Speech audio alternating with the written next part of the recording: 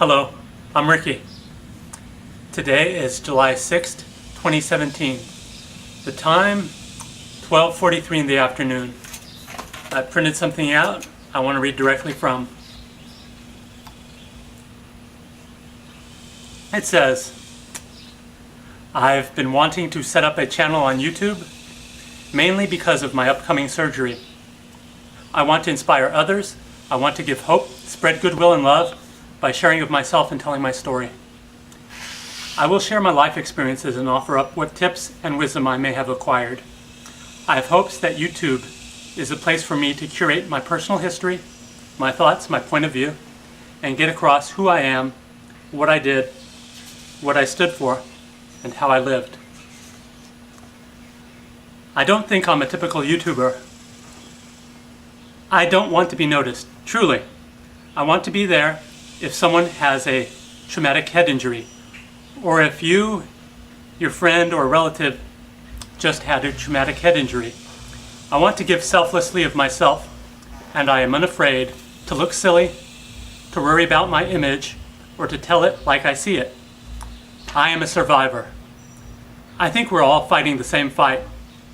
I respect you, even if you don't respect me. Please respect me. I ask, respect my privacy.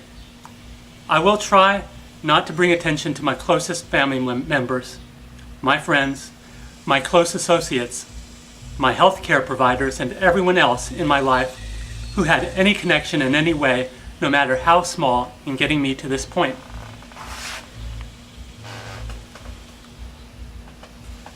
July 6th of last year, it was 2016, a man hit me with a baseball bat.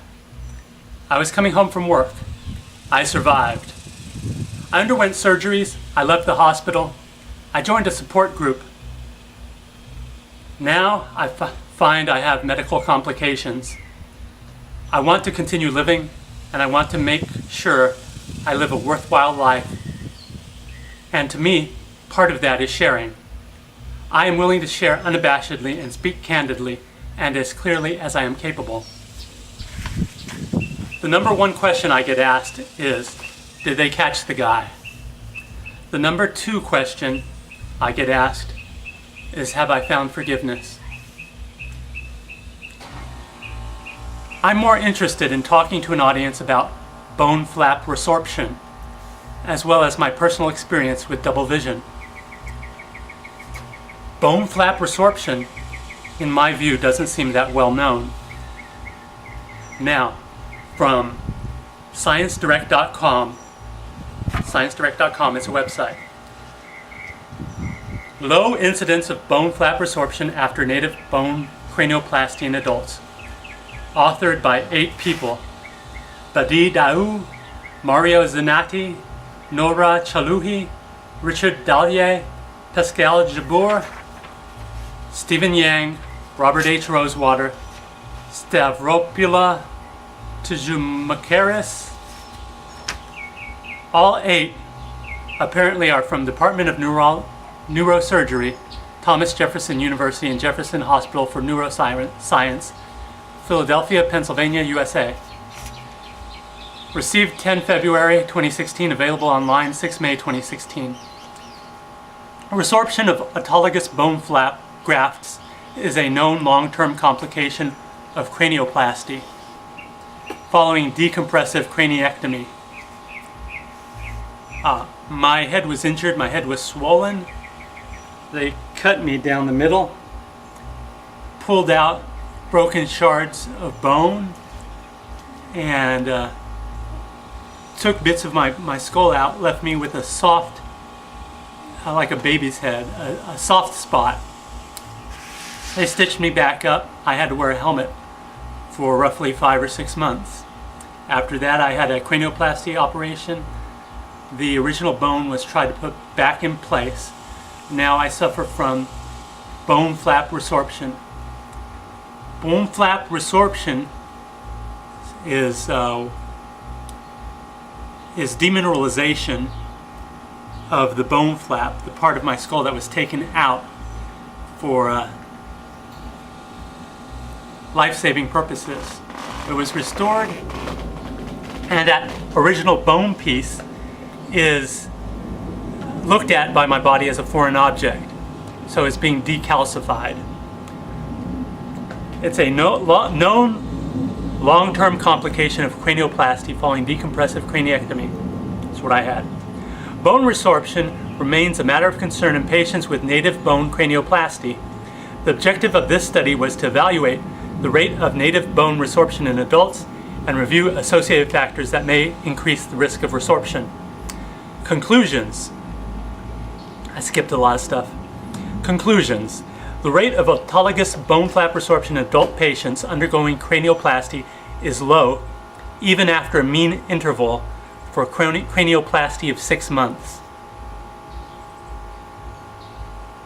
Okay, but it's just to say, you suffer a head injury, you may have a craniectomy followed by cranioplasty like I did.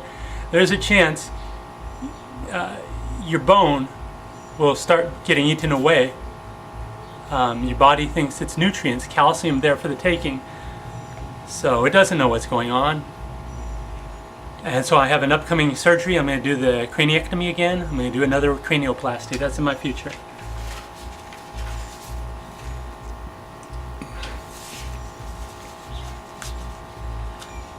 Today is the 1-year anniversary of my injury.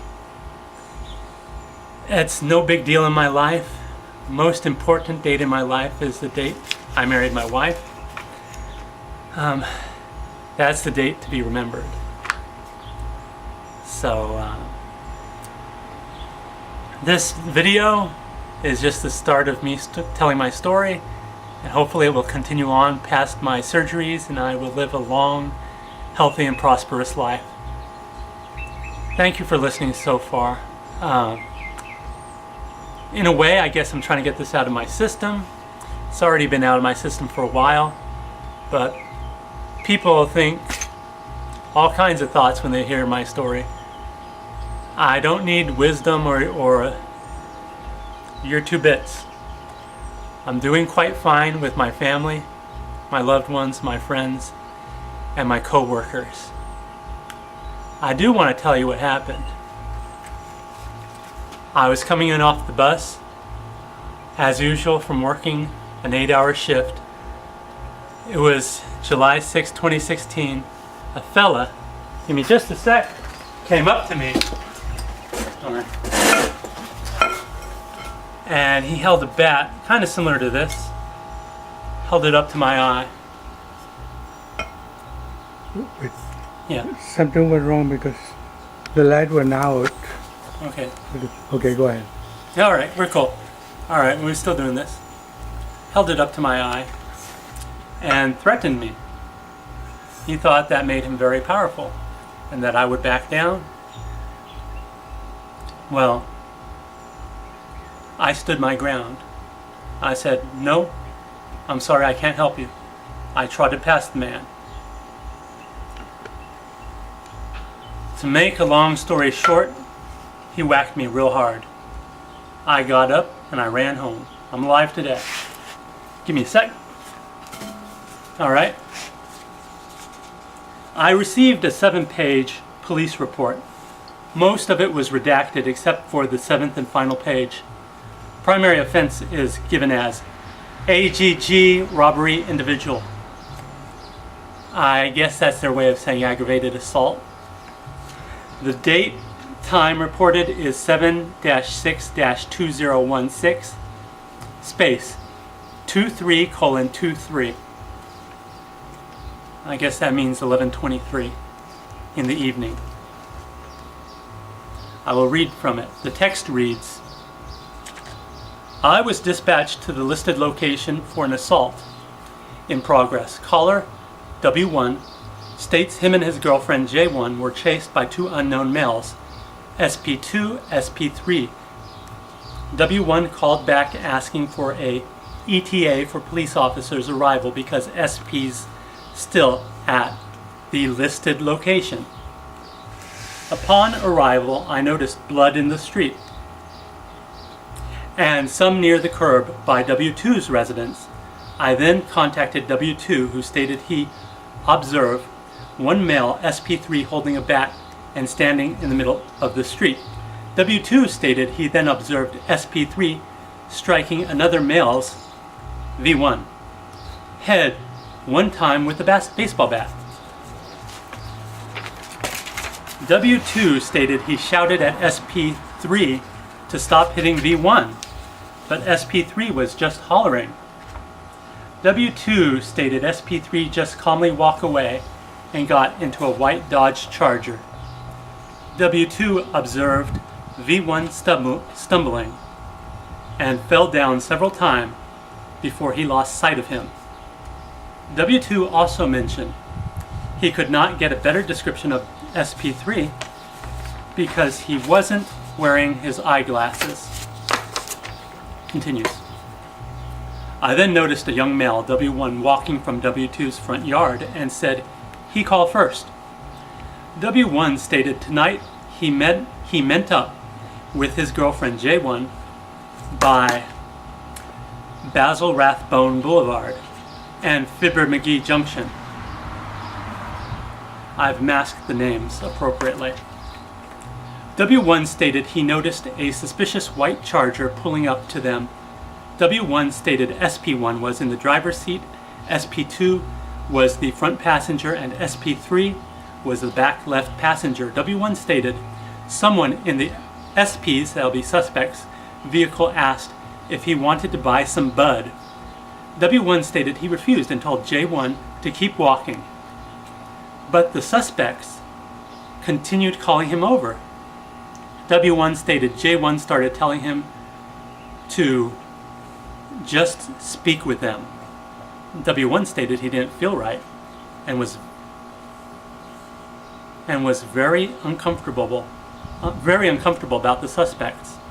At that point, SP2 and SP3 got out of the suspect's vehicle and started chasing him. W1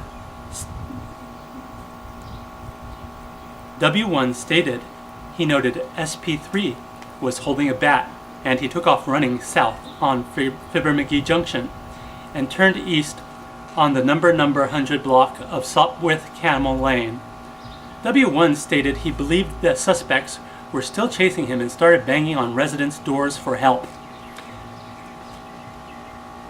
W1 stated he hid in a large bush located in W2's front yard and waited until the suspects left. W1 claimed he did not know any of the suspects and did not observe when the suspects attacked V1. W1 did clarify that SP3 was holding the baseball bat. Next paragraph. I'm going to sit over here. Okay. Okay, I hope we're still taping. Hope we're still taping. Yes. I don't think anyone will mind. Next paragraph. I was later advised about another call for a male V1 arriving home and was injured. I detained W1 and placed him in my patrol vehicle and relocated to V1's residence. Upon arrival, I observed V1 lying on the floor, and his face was covered in blood. V1 was unconscious and requested EMS's assistance. Med number made the scene and noticed V1 was becoming conscious and faintly talking to EMS personnel. V1 was placed on a stretcher and escorted into medic number and transported to Superb Quality Hospital. I noticed the right side V1's face was swollen and might have a possible fractured cheekbone, and a possible broken jaw. I also noticed some bumps on V1's head. I contacted V1's wife, O1, who stated V1 arrived home and said he was beat up by somebody.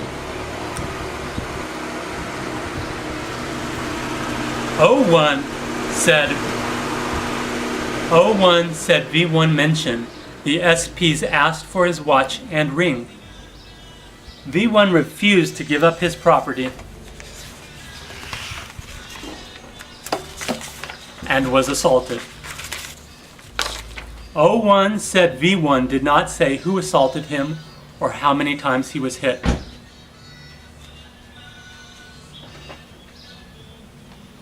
Det and Sup, I think that means detective and supervisor, were notified on the incident.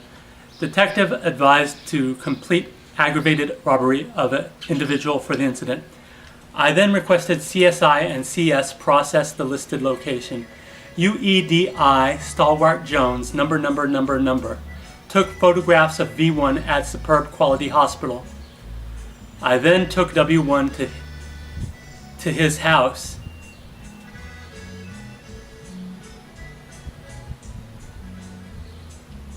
To his mother, O2, without further incident. That's it. That is the official text account from my police report. I needed to get the police report because it was required that it be on file so that I could get compensation through crime victims, which is run by the State Attorney General's office. Now that you have heard all that, I shall answer the most frequently asked question that I get asked. No, they did not catch the man that did this to me.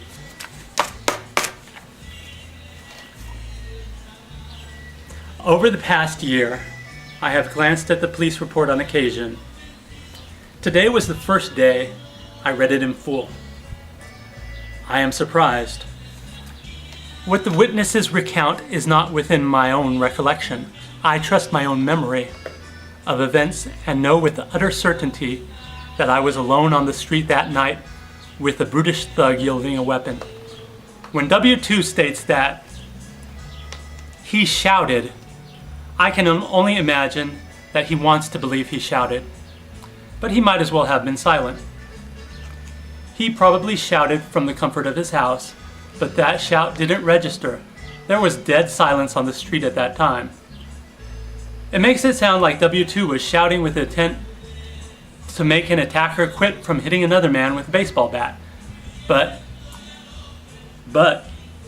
SP3 was just hollering. Wrong, wrong, wrong. Sir, Mr. Witness, Mr. W2, you have bad eyesight. I can assure you it was me hollering at the top of my lungs, and I can holler quite loudly, quite effectively. If you admitted a peep, you would have been drowned out by my hollering. It was too dark, it was too late, and I have the best recollection of events of that night, no matter how badly I was injured. There was another witness hiding in a bush just yards from my crumpled, exhausted body, and he could not see for fear must have shut his eyes. I do understand he is legally a child at the time and should not have been expected to look on as the gore unfolded, and certainly his life would have been in danger if he made any noise at all. How funny to think you were yards away from me the whole time through, and I thought it was just me and the attacker. That's all I have written. That's all I have written, but I wanted to show you something. It's my report, police report, but the Lord is my shepherd, he makes me lie down in green pastures, he leads me beside quiet waters, he refreshes. He guides me along the right paths for his name's sake. I just wanted to show this real quick. I got a lot of support from my coworkers, obviously from my family and friends. My coworkers didn't forget me. If you say the Lord is my refuge and you make the Most High your dwelling, no harm will overtake you, no disaster will come near your tent, for he will command his angels concerning you to guard you in all your ways. Psalm 91, 9 through 11. Thank you, John. This meant a lot to me to see in the email.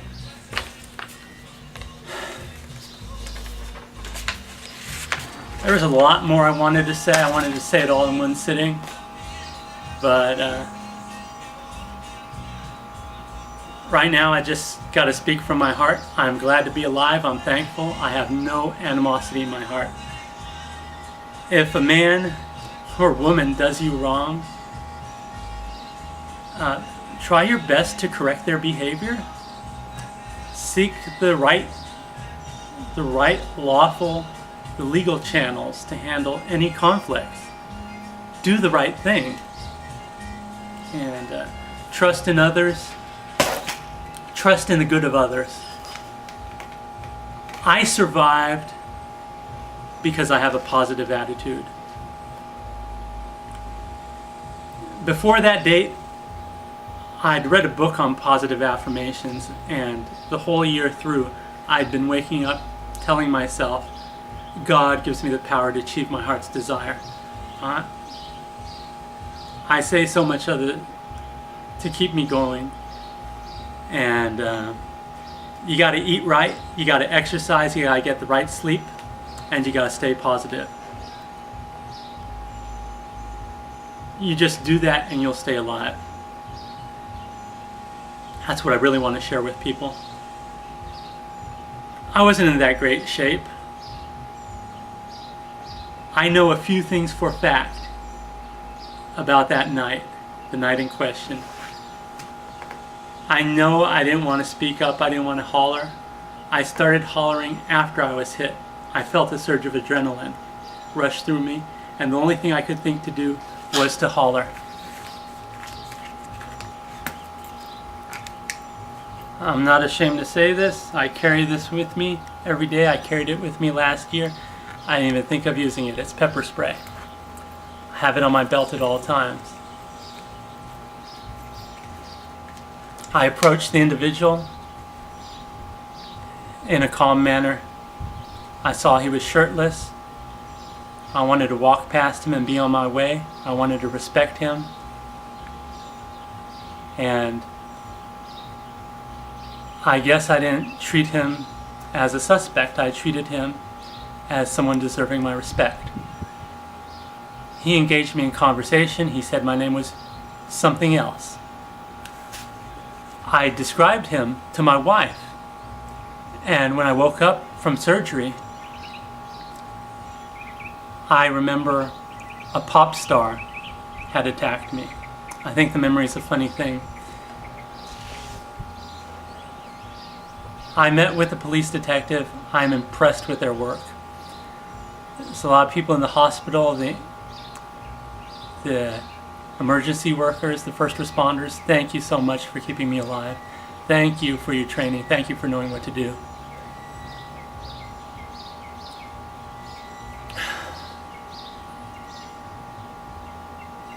That's behind me.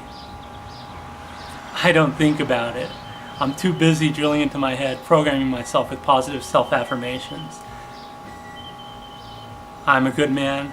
I have a happy life. I spread joy and love throughout my life. I feel good about me. I feel good about the things I do. I am strong, healthy. My body is strong, healthy, and healing. My mind is strong, healthy, and healing. Every time I wake up with the positive affirmations, they've changed since the incident. But I survived because I was already doing that. I had already programmed it into me. And my mind knew to stay alive. I was driving home on the bus that night. I was daydreaming around 11 p.m. on the bus. I wanted to run a 5K. I wanted to get back in shape. I wasn't in shape. I worked a 40-hour work week. Every week. All of 2015, all of 2016, I was there at work. I didn't stay in shape. I was planning a vacation so I could get into shape and run a 5K. I have dreams of running a marathon. That's who I am. I don't know how I come across on this video, but in my heart, I'm a happy, fun guy. I'm shy. I hope you'll keep watching my videos. Thanks for listening. Also, I like showing people my eye. I look up, I look down. There's two of the camera. I have double vision. Corrective lens. It's actually a sticker on costume glasses. These are $10 glasses from Claire's. Now there's a Fresnel sticker. They said it was a Fresnel lens, but it's a sticker with a prism. Helps correct my eyesight. Hopefully it's training my eyes so I won't need these glasses anymore. I have an upcoming surgery later this month. I'm looking forward to it. It's going to be easy. I got the easiest job of all. I got to sit back and let the experts do their thing. I trust them. It's going to be a superb quality hospital again. They got the best doctors I know. Okay, I'm done.